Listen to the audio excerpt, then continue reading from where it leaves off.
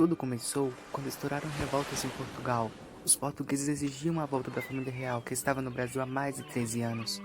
Dom João não queria retornar a Portugal e planejava enviar Dom Pedro como seu representante. Mas o próprio rei Dom João acabou retornando a Portugal em 1821 com a sua família, deixando para trás o seu filho Dom Pedro como príncipe regente do até então Reino Unido de Portugal, Brasil e Álvares e a sua esposa Maria Leopoldina.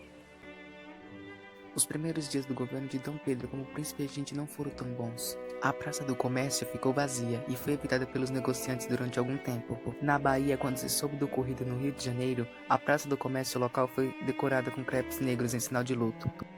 As patrulhas na capital foram dobradas e em diversas praças em locais estratégicos, batalhões dos exércitos e praças de artilharia permaneceram em prontidão.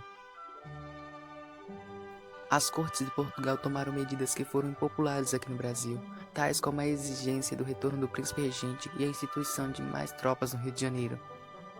Quando os portugueses exigiram o retorno do príncipe a Portugal, foi organizado um movimento de resistência contra a medida. Desta forma, foi criado aqui no Brasil o Clube da Resistência, e o Senado brasileiro recebeu uma carta contendo milhares de assinaturas que defendiam que o príncipe ficasse aqui. O movimento que exigia a permanência de Dom Pedro motivou a desafiar a ordem das cortes, e isto resultou no Dia do Figo, em 9 de janeiro de 1822. O caminho do rompimento seguia todo vapor, e a ideia de elaborar uma constituição para o Brasil reforçava isso.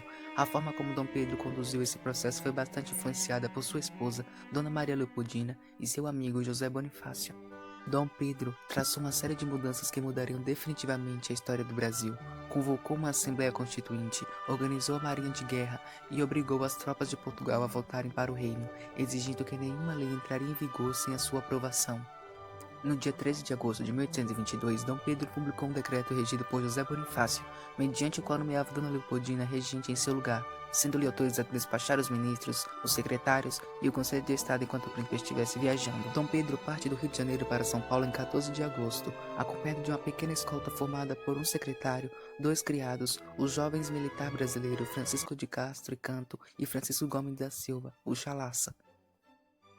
Dom Pedro e a sua comitiva entram em São Paulo logo pela manhã. Os cavaleiros verificam a colina da Penha e avistam ao longe torre de 8 igrejas, 2 conventos e 3 mosteiros. Dom Pedro foi bem recebido em São Paulo. Logo se organizaram diversos beijamãos no Palácio do Governo, para onde ocorreram não somente as autoridades da cidade, mas também pessoas vindas de vilas e lugarejos próximos. Em 5 de setembro desceu até a cidade de Santos, no litoral, para inspecionar as defesas do porto e visitar a família dos irmãos Andrada, naturais da cidade. No dia 7, sobe de Santos a São Paulo pela estrada de ligação entre o litoral e o Planalto. Trajava calças de mesma cor, botas grandes e envernizadas, um chapéu armado. Também levava sua espada e ia montada em uma besta baia gateada, ou uma égua possante gateada, ou ainda uma bela besta baia. Haviam subido a serra quando Dom Pedro queixou-se de ligeiras cólicas intestinais, precisando por isso apressar para empregar os meios naturais de aliviar o sofrimento.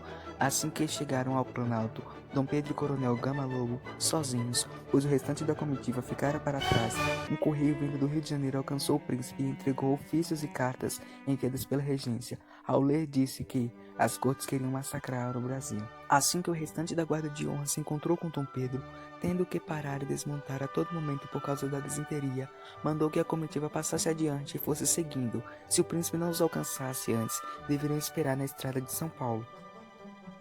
Chegando ao ribeiro do Ipiranga, sem que ninguém aparecesse, a guarda parou junto a uma casinhola que ficava à beira da estrada, à margem daquele riacho.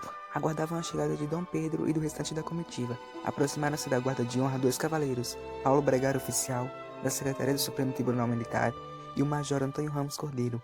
Aquele, a mando de José Bonifácio, veio do Rio de Janeiro, aparentemente procurando por Dom Pedro.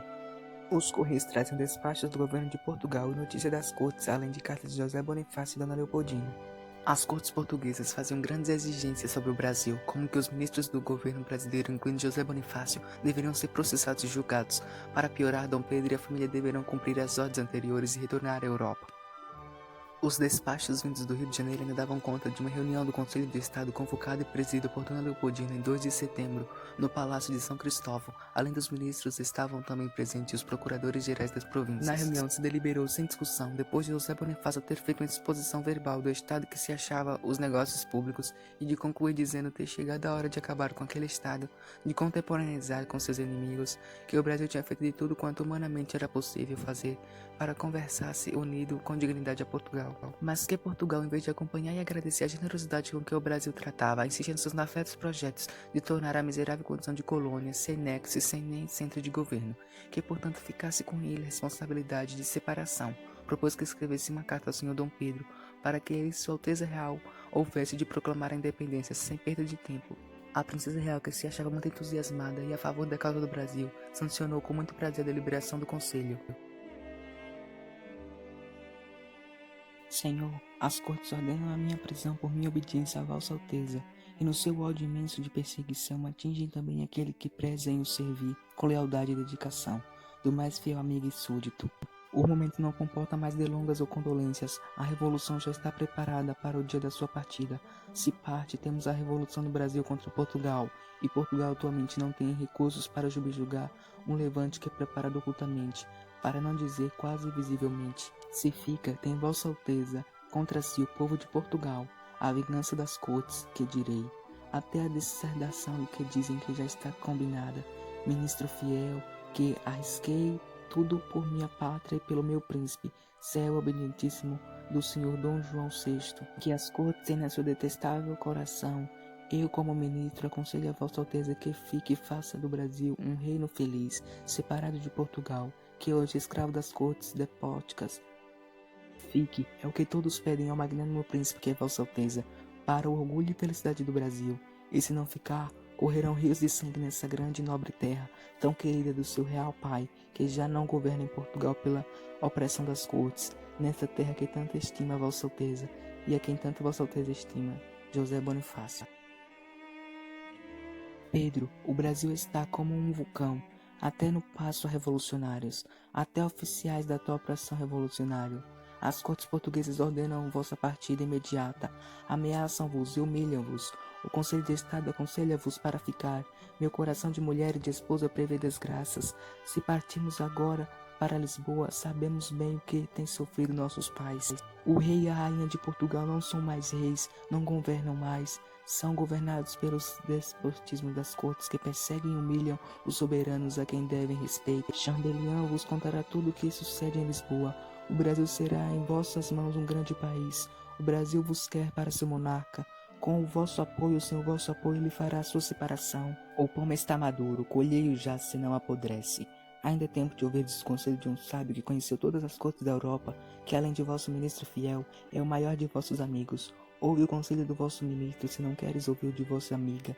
Pedro, o momento é o mais importante de vossa vida. Já dissestes aqui o que ireis fazer em São Paulo. Fazei, pois.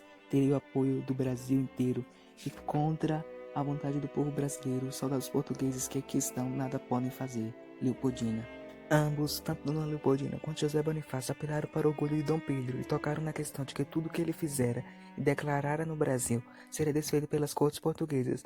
Se atacasse as ordens da corte, Dom Pedro deixaria o Brasil como virtual prisioneiro delas. São interessantes duas passagens da carta de Dona Leopoldina. Como o vosso apoio, sem o vosso apoio, ele fará a sua separação. O pomo está maduro, colhei-o já, senão apodrece. Após as cartas e os despachos terem sido entregues pelos correios a Dom Pedro, este novamente acometido pelas cólicas, afastou-se do restante do grupo na companhia do padre Belchior. Segundo o colério, Dom Pedro pediu que ele lesse em voz alta o conteúdo do material enviado, somando-se a atenção causada pelas notícias, levando-se em conta o mal-estar em que o príncipe se encontrava, ele se imaginou quão irritado ficou. Em seguida, os dois caminharam para junto da comitiva que os aguardava, onde Dom Pedro, de acordo com relatos de testemunhas e com lembranças legadas por seu futuro secretário Chalaça, teria se consultado ainda com outros integrantes. Sua Majestade meditou nas circunstâncias em que ele e o Brasil se achava, e ouvindo os paracetes de muitas pessoas que ouviram, sem que nenhuma delas suspeitasse ida para que era consultada, decidiu se declarar de uma vez a independência do Brasil. Após ter com os outros companheiros, o príncipe encaminhou-se em silêncio para os cavalos, seguindo de perto pela comitiva, então exclamou: Padre Belchior, eles o querem, terão sua conta. As cortes me perseguem, chamam-me contra os preços de rapazinho de brasileiro, pois verão agora o quanto vale o rapazinho. De hoje em diante estão quebradas como nossas relações, nada mais quero do governo português, e proclamo o Brasil para sempre separado de Portugal. Em seguida, o príncipe teria se voltado para Francisco de Canto e Melo. Diga, guarda, que eu acabo de fazer a independência completa do Brasil. Estamos separados de Portugal.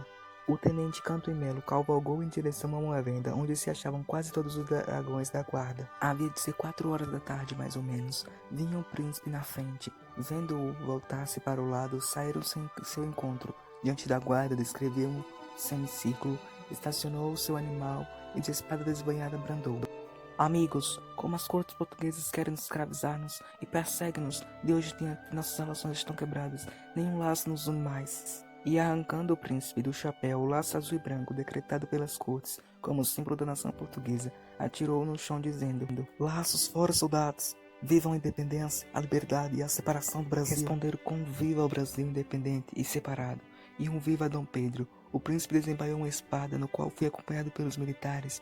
Os paisanos tiraram os chapéus e Dom Pedro disse: Pelo meu sangue, pela minha honra, pelo meu Deus, juro fazer a liberdade do Brasil. Juramos! Responderam todos.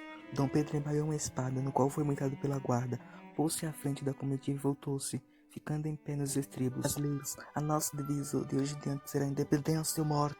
Eram 4:30 da tarde. Tomando as rédeas de sua besta, Dom Pedro, seguindo da guarda e da comitiva, partiu a galope para São Paulo. Em meio ao turbilhão de pensamentos e emoções que o acometiam, surgiram os primeiros acordes do hino da independência, que ele apresentaria naquela mesma noite. Dom Pedro, apostando corrida com sua guarda e os demais acompanhantes, partiu de São Paulo em 9 de setembro. A cidade entrou em apóteose com a chegada de Dom Pedro. No dia 15 ele foi ovacionado nas ruas e no teatro, onde compareceu com Dona Leopoldina. No dia seguinte, em sua ida ao paço da cidade, ocorreu o mesmo. E assim o Brasil estava em parte livre de Portugal. Posteriormente aconteceram guerras entre os portugueses e os brasileiros, mas isso é assunto para outro vídeo.